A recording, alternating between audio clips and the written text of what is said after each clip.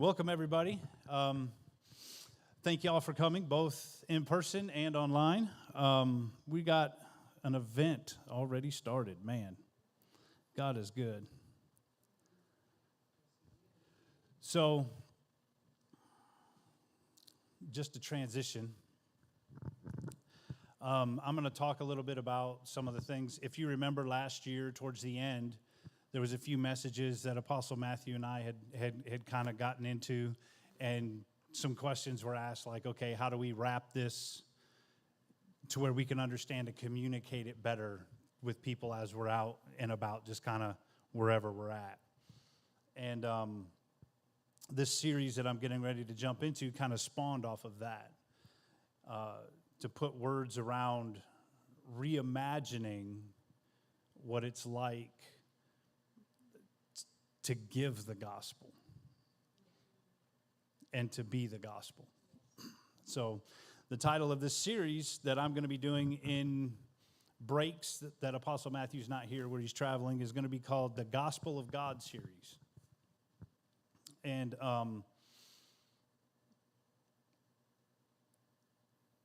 this title for this specific message is called Trailer Trash.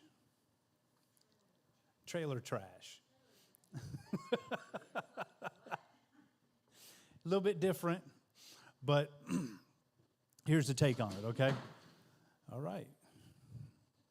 Y'all good?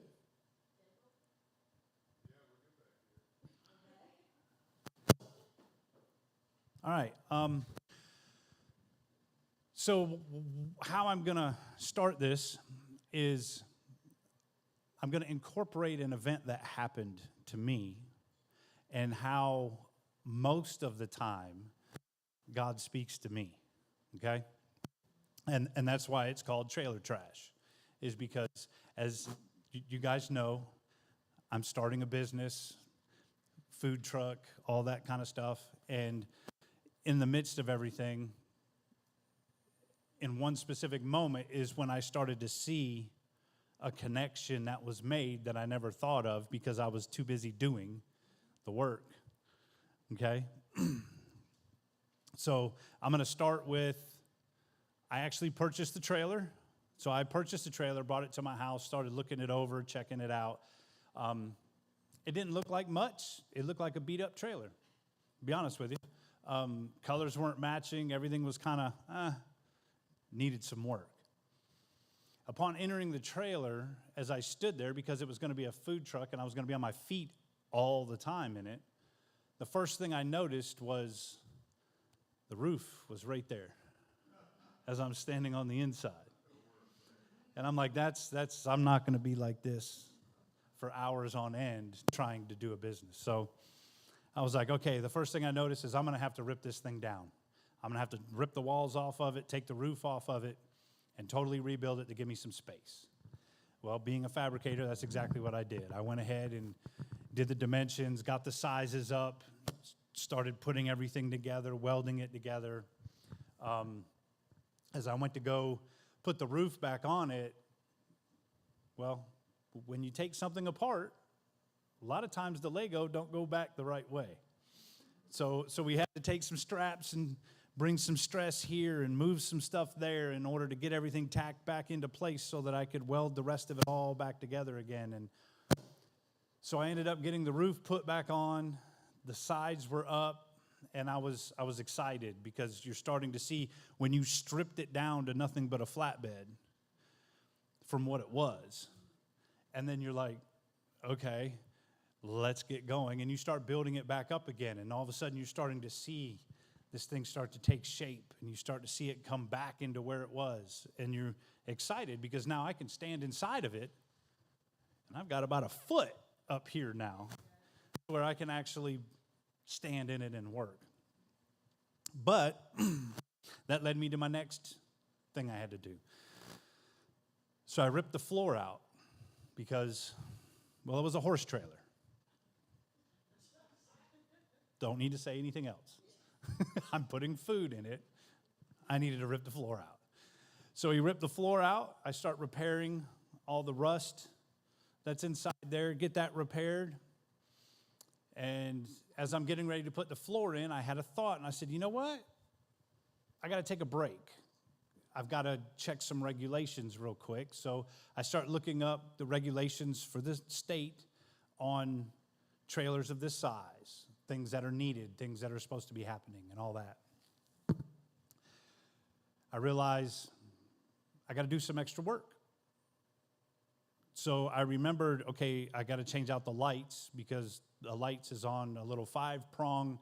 It needs to be on a 7-prong circular, which means I need a control box. So we're going to rewire the lights. I want to do that with the floor out because it's easier to go that way than crawl underneath it. So I start wiring all the lights in. Once I get the lights wired in, I started to realize, wait a minute, I'm going to need some brakes because this is a 14-foot trailer, and I'm going to have some type of control over it as I'm driving down the road. So I need some brakes. And I look, and, well, there's brakes on it, but who had it first cut the brake wires because it's electric brakes. So they cut the wires because what I come to find out, the brakes were put on wrong. They were upside down, which is why they weren't working. So the brakes are upside down. I'm rewiring everything. I order up a set of brakes to go on the trailer, not realizing when I'm looking up all of the specs on the trailer, it's supposed to be 2 3,500-pound axles. The front one is a 3,500-pound axle. The back one is a 5,200-pound axle. I ordered the wrong parts because they didn't fit. So I had to put that back in, get back online, order up a new set. Got that set in, put that set in, installed it all. All that went great. So now I've got lights. Now I've got new sides, new roof, new brakes. It's going good. Set it up. Realized the guy I bought it from put car tires and wheels on it. And if you know anything about trailers that's hauling a lot of weight, the tires are different for a trailer than what they are for a car. So I had to get new wheels and new tires to go on the trailer. The ones that actually could handle the weight that go on to this trailer. So I get the tires, put them on, and I'm like, looks a little close, but I think I might be all right. I'm good at this point. I hooked my truck back up because I got to make sure there's some things that I needed to see prior to. As soon as I take off, the fenders drop down onto the tires and start rubbing the tires. So I'm like, okay, put it back. Let's rip the fenders off. This is what I wanted to check and what I was afraid of. So I ripped the fenders off, start doing the right spacing, start calculating it up, resetting everything into place. I got the fenders spaced. I got the new wheels. I got the sides up. I got the roof on. I got the brakes on. The lights were ready to go. Hook my truck up, start pulling it out. And we're good. Everything now is good. So I was excited. Super excited. Last week, I got it primed in paint. So I'm ready to paint next week to actually get the outside done. But here's what was crazy. As I pulled it out the second time, okay, and I see everything that I fixed and everything that I had done to get the trailer according to regulations of South Carolina and being able to handle the weight that I was going to put in it and do the job I needed it to do, that's when the Lord spoke to me and said, now, look at everything you took off. Look at everything you did. And I was like, okay. I went through the whole thing. And he goes, this is how a lot of people receive my gospel.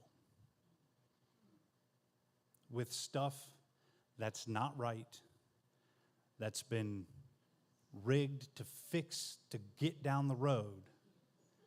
that's not truth, that's out of line, and that will steer them in wrong directions because it's not a part of the gospel.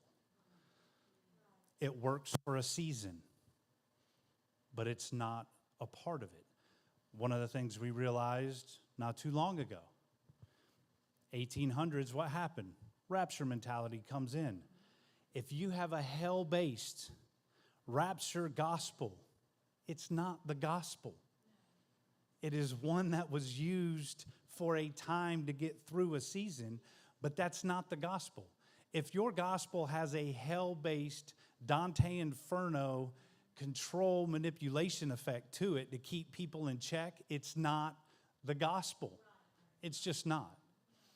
And we have to now refabricate it. We have to take the things off to make room for what really is the gospel. Right? Not only do we have to make room, we have to make sure that when we have the momentum, we actually can slow down to pick up the right things that are incorporated in the gospel. Okay?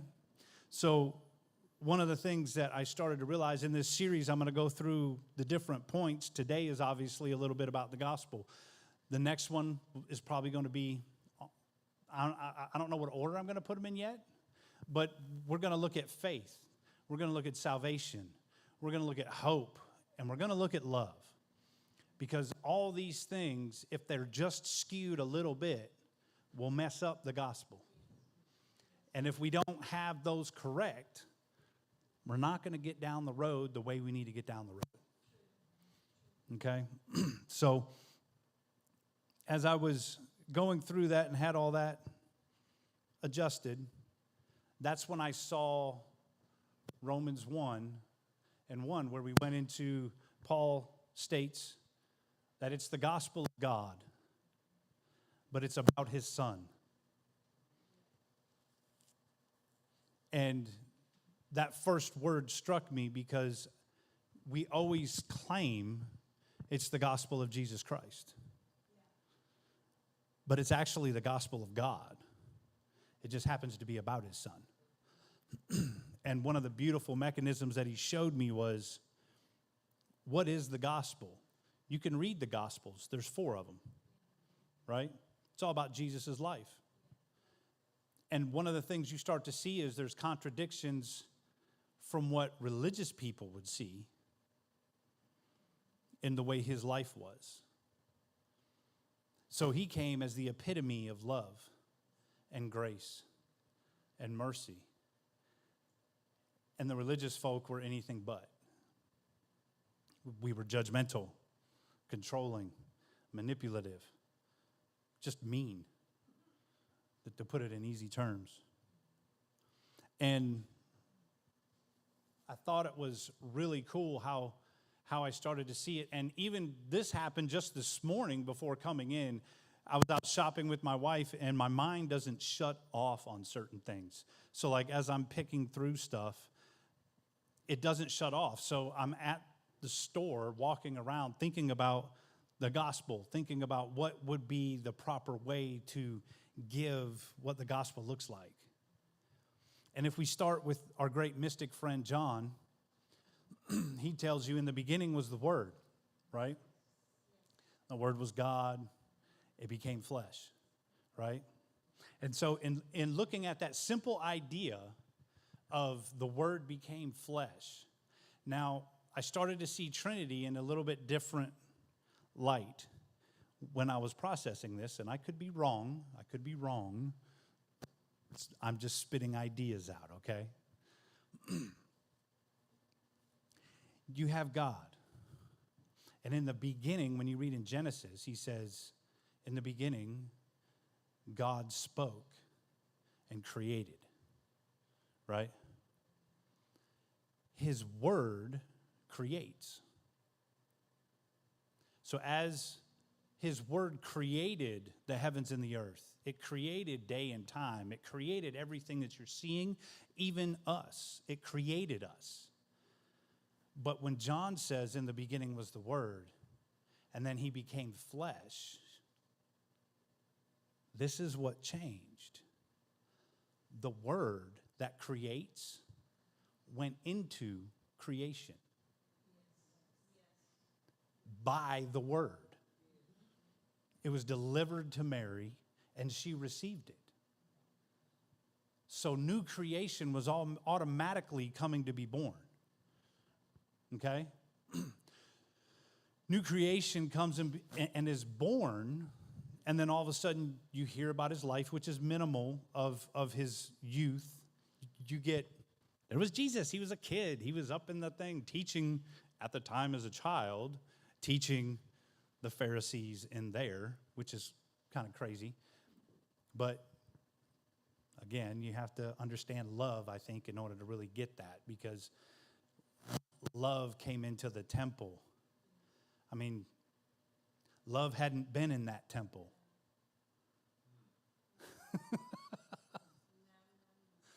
And then love came into that temple. No wonder why it was so magnetizing for them to actually listen to what he had to say. I got off the track there, sorry. So here you have him as a child, and then when he comes into his baptism, we know that John was only baptizing just to show you who he was. He shows him who he was, and then we don't hear much about John, but then we see the character of God come upon the actual manifested Word of creation. So you have now the character, which is something that was different, because in that time, we were told through Jesus himself, that was a time of darkness. And light had now come into the world. There wasn't even a spark. There wasn't even a flicker. But yet he had come into the world and had to create all of this just by him himself. So for him coming in, creating the light, walking as such, well, there's one crazy thing that happens when you put light on in a dark room. One, it attracts bugs. And two, it repels darkness. You start to see manifestations happen because the light came into the dark. They never knew a life in love.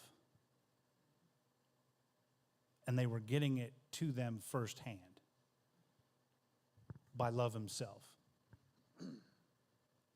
We've only known a life of love. If Paul states in Romans that through one man's disobedience, all fell into darkness, basically, another man's obedience, we all have become righteous, we've never known a life without love. And yet, when he would explain love, he would put it in parables, and he would give it to you like, oh, how do you know love as a father to your children? That's not even comparable to the love in which I'm trying to tell you, but I have to give it to you in human ways, because that's the only way you're going to understand it. The magnitude of it is not going to be able to touch it. So the gospel is all about love coming into the world in its fullness. Love is what died on the cross. Love is what went to the cross. And love is also what resurrected. And love is also what is given to you with the Spirit. Paul was making those statements all throughout his writings. He kept going back. You can go through Ephesians, Colossians. Colossians is one that I was going to read, where he teaches about love and about the gospel, and he keeps going back to that gospel. And the funny part is he brought that gospel of love, and he manifested it to all those people. He even told, so to understand the difference, love came into the world. How could you preach love to Gentiles of that time when it was based in the Jewish life? And it's because, honestly, they were both doing the same thing. They were both doing idol worship. because you had a temple where you were doing sacrifices that God wasn't even a part of. It's the same thing as idol worship with all of the beautiful seven wonders of the world and what that had been built. There were idols that were false. And that's why Paul made the statement, look, that doesn't matter. But I'm going to give you love. And how am I going to show it to you? Because the gospel that I preach will be followed with signs and wonders. And we always attach, I always attach, used to, signs and wonders as being crazy miracles, right? I'm going to give away my evangelical background a little bit, but everything had to have a demon. Everything had to be delivered. And we all had to jump in and attack it, right? We didn't think about love at all. And because it was always a fight.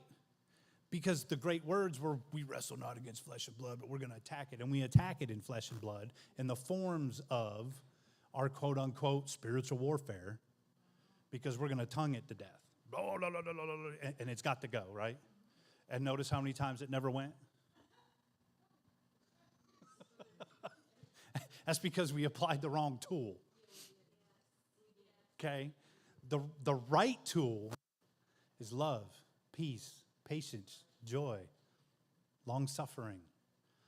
That's a word nobody likes to hear. Long-suffering. So,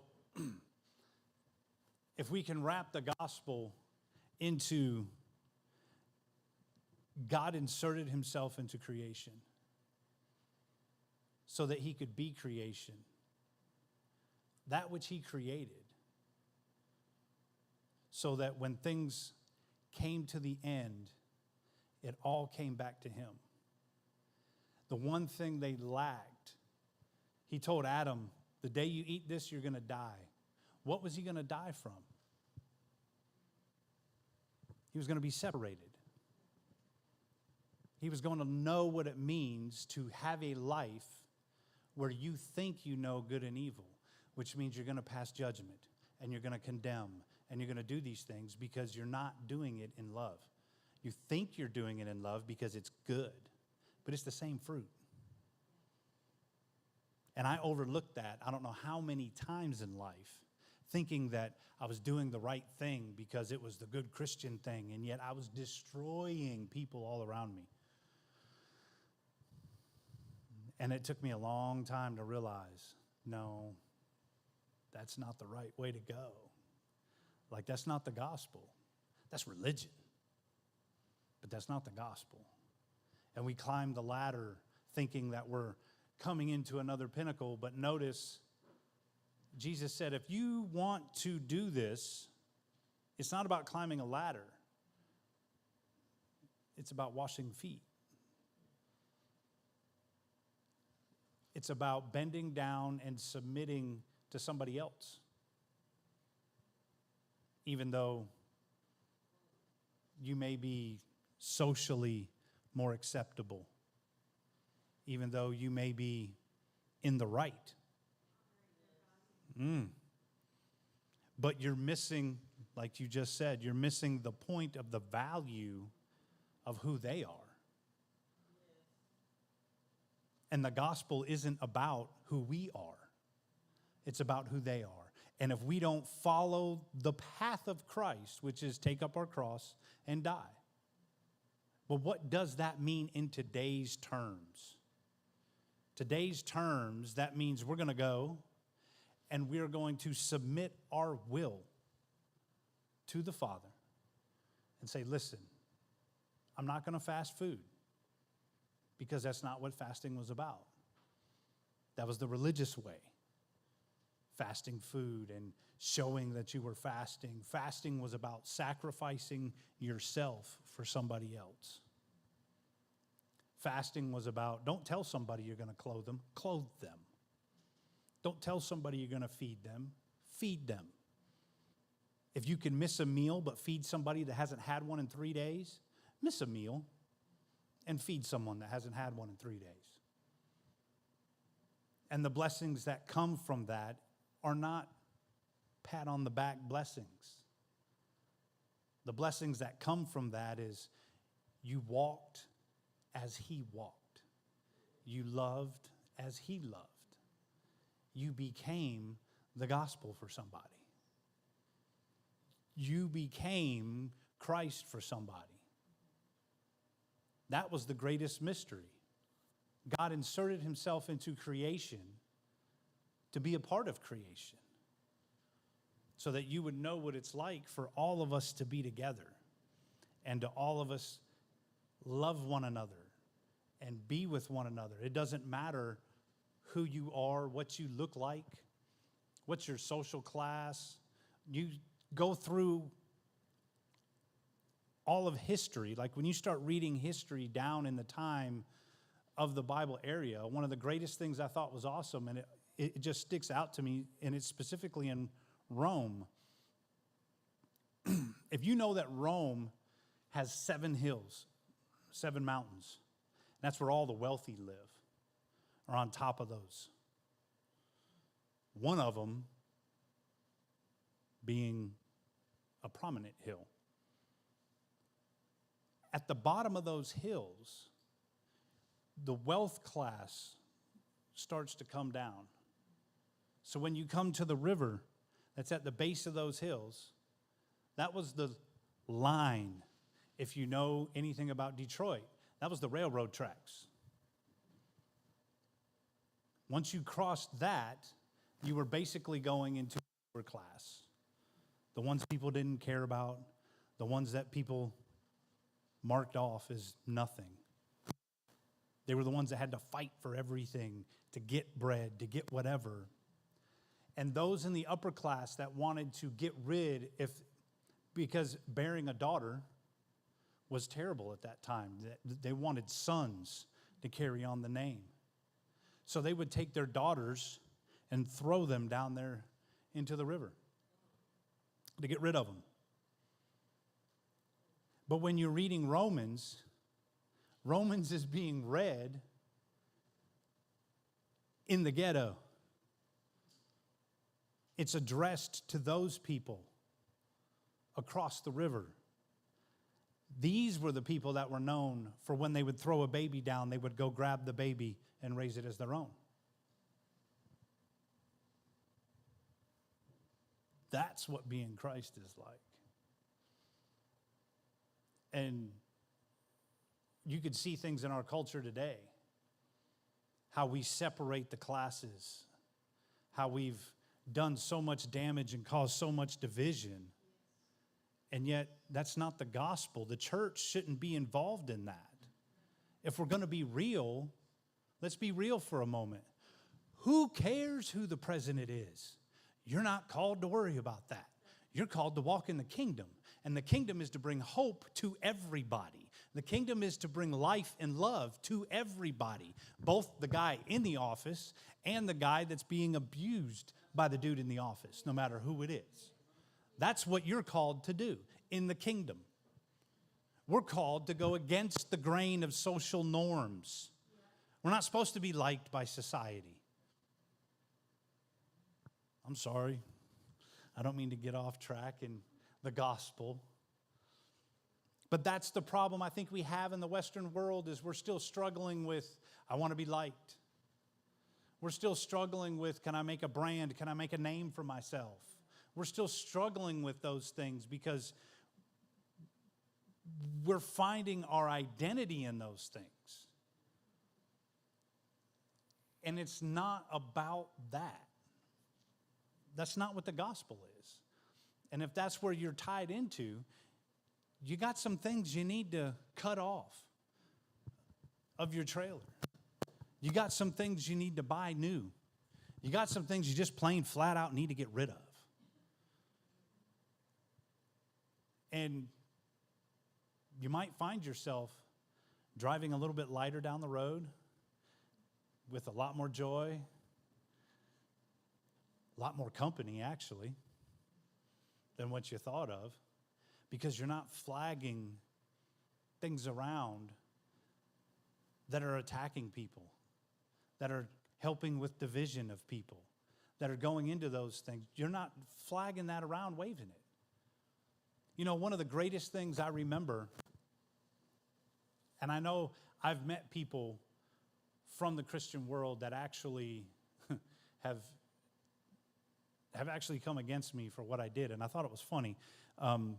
But we had gone up a few years ago up to Asheville during Pride Week just to love on people.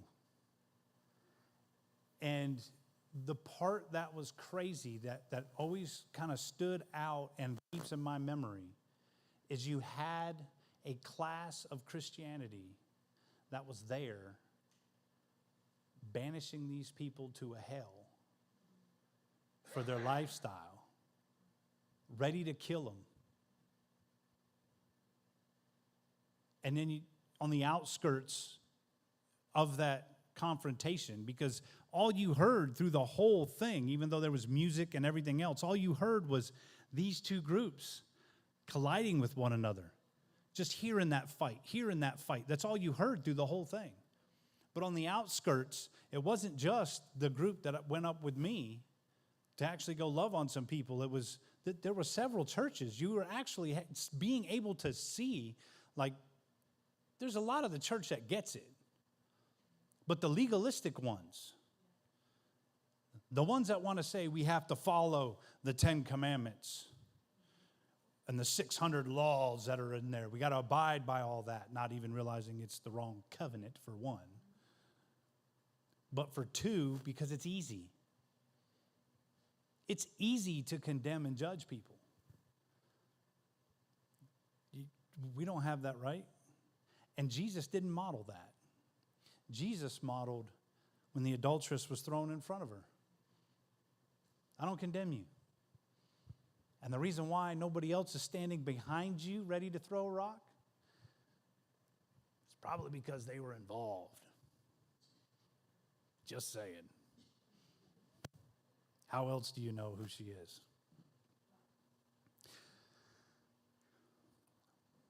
So I guess the point I want to wrap up with this is the gospel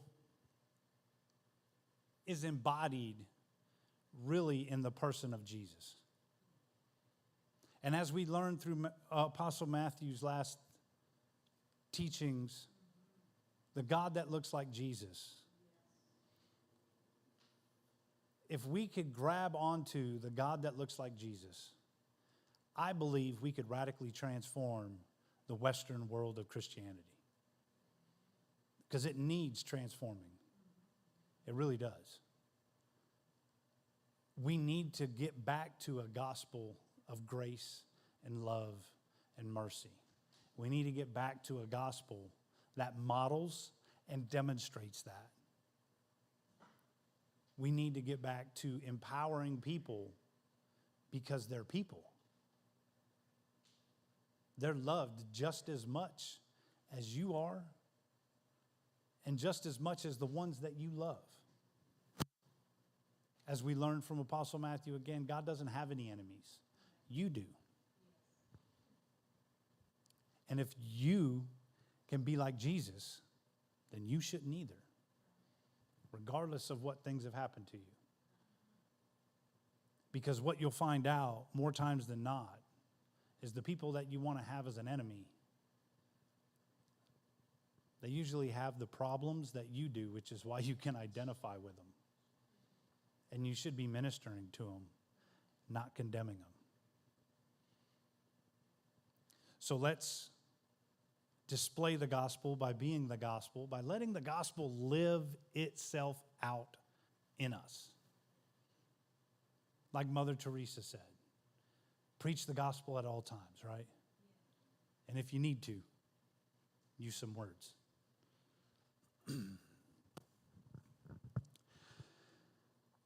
All right, so Lord, I just thank you right now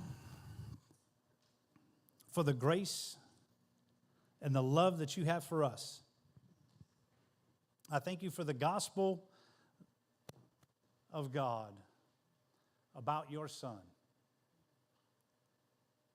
that we can embody that very gospel.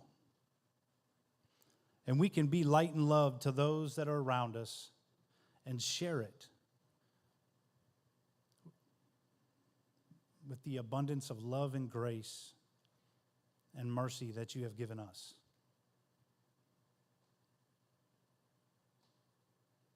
Lord, I just thank you in all these things in Jesus' name. Amen. Thank you guys for joining us today online. We'll see you next week with Apostle Matthew being back. God bless you.